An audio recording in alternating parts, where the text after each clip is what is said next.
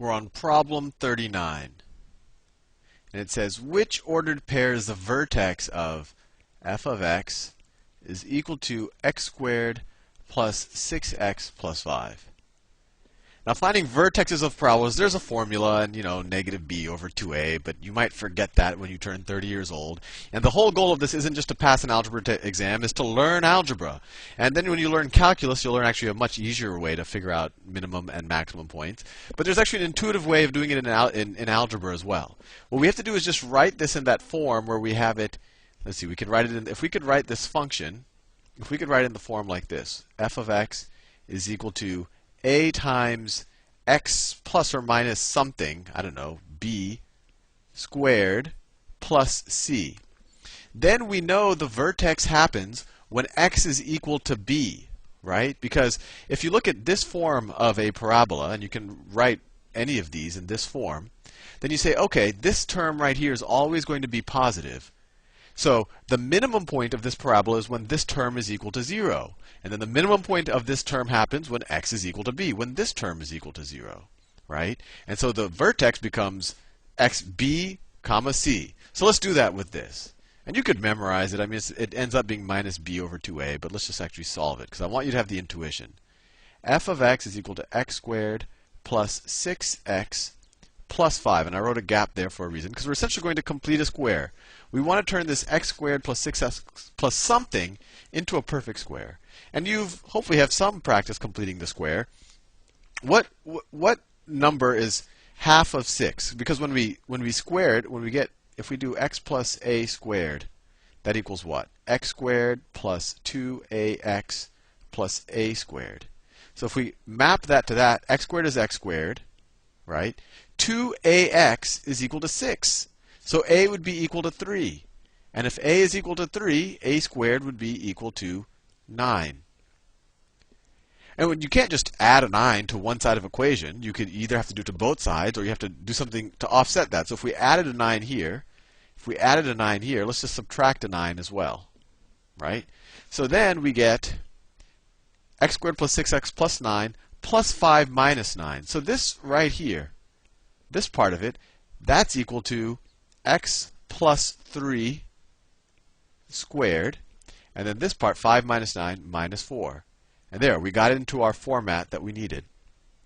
So when does this function achieve a minimum point? Well, it achieves a minimum point when this part is equal to 0, or when x is equal to minus 3. And when x is equal to minus 3, this is 0, so f of x is going to be equal to minus 4. So that's the vertex, and that's choice A. And you could have done minus b over 2a. You'd get minus 12 over 2. Minus 6 over 2, which is minus 3. That's something you could memorize, but it's better, I think, to have the intuition. Problem 40. The graph of, x over 2 squared minus y over 2 squared equals 1 is a hyperbola. And that makes sense. If this was, this is y over 3. X over 2 squared minus y over 3 squared is equal to 1. If this was a plus, we would have an ellipse. Fair enough. Which set of equations represents the asymptotes of the hyperbolous graph? And once again, there's some equations that people memorize, some formulas that people memorize, but you can actually have an intuition on this. So let's think about what happens as x approaches positive or negative infinity, because that's what we care about as an asymptote, right? What does the graph approach when we get to really, really large values of x, and it turns out really large values of y? So let's just rearrange this a little bit. Let's let's put y on the other side. So we get, and let's square this. So this is x squared over 4. Or let me keep it actually in that format. Let's keep that as x over 2 squared is equal to 1 plus y over 3 squared.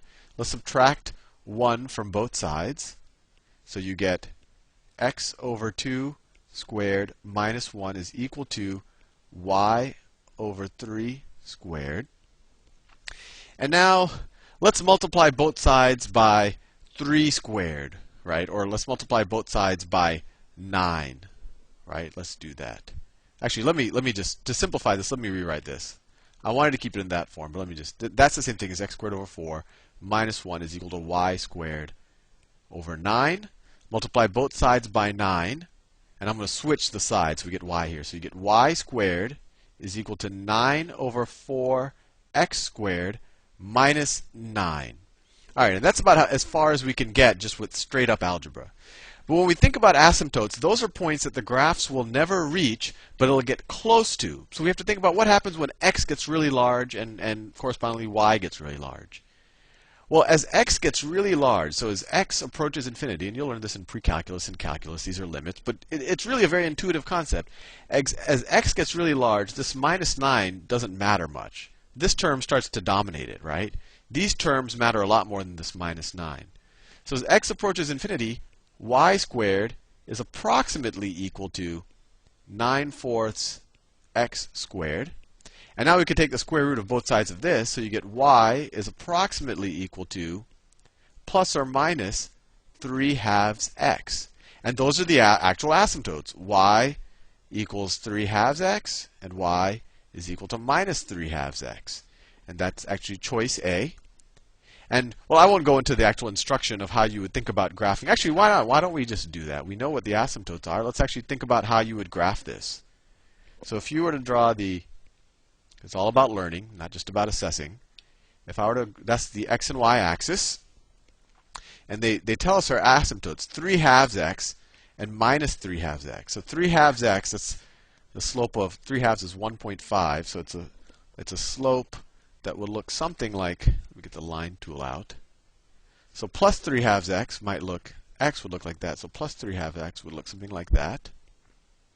And minus 3/2 x would be something like that. And now we have to figure out, does this hyperbola go from there and there, or does it go from here and here? And there we just say, okay, does it have a, see, when y is equal to 0, right, when y is equal to 0, we get x over 2 is equal to plus or minus 1, right? X over 2 is equal to plus or minus 1.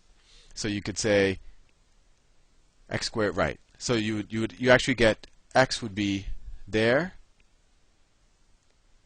So x is plus or minus. So you know that this thing has x-intercepts. You can set y is equal to 0. You can't set x is equal to 0. If you get x is equal to 0, then you get minus, y squared is equal to some. So you get y squared equal to -1. You get some imaginary solution. So you know that it has x-intercepts.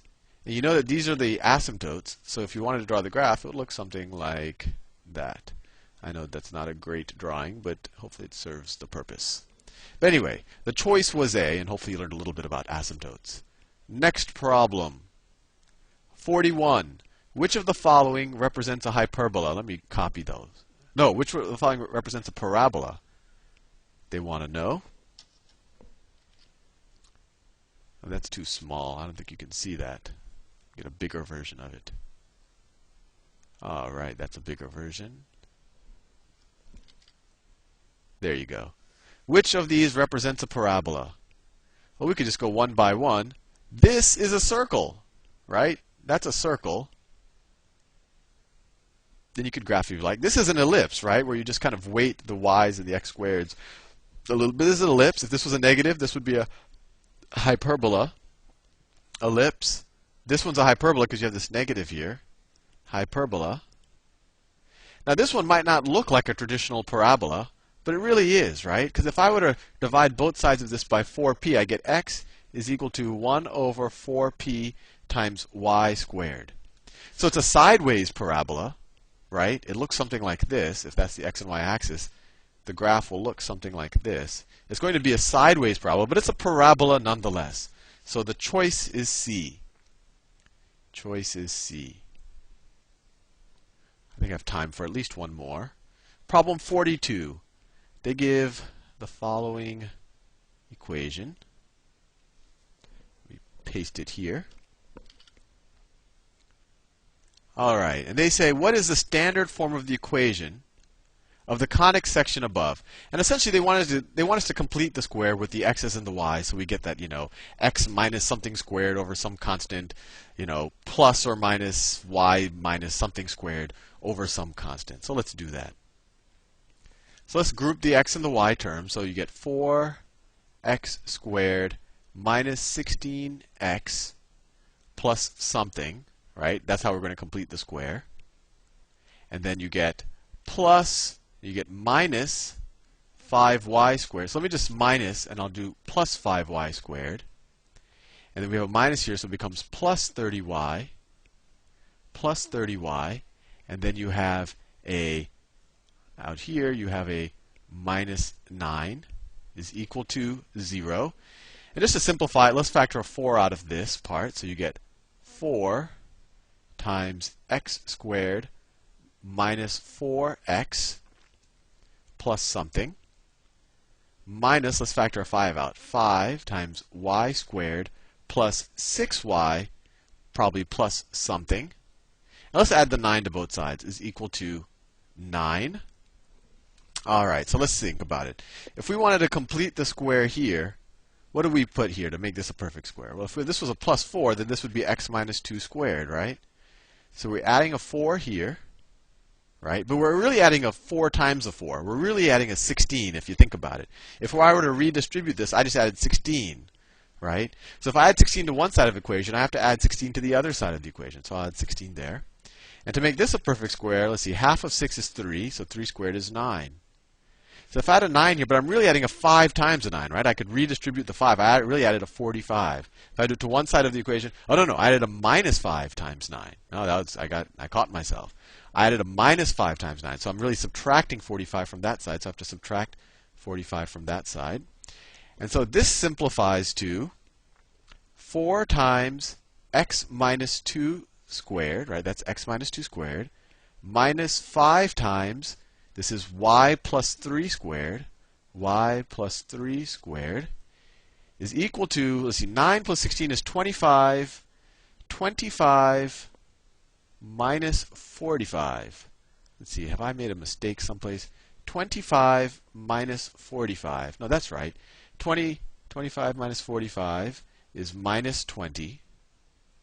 Right? And now we can divide both sides by minus 20, if I did this correctly. All right, we'll divide both sides by minus 20. And so you get x minus 2 squared. And what's 4 divided by minus 20? It's minus 1/5. Well, let me just do that. So 4 over minus 20 minus 5 times y plus 3 squared over minus 20 is equal to 1. And so this is equal to, let's see, this becomes a positive, and this one becomes a negative. So let's put this one first. So 5 over 20 is the same thing as y plus 3 squared over 4, right? That's this one. Plus, no, sorry, we have a minus. Minus, and this becomes 1/5, x minus 2 squared over 5, and that is equal to 1. And that, we haven't made a careless mistake, that is choice B. See you in the next video.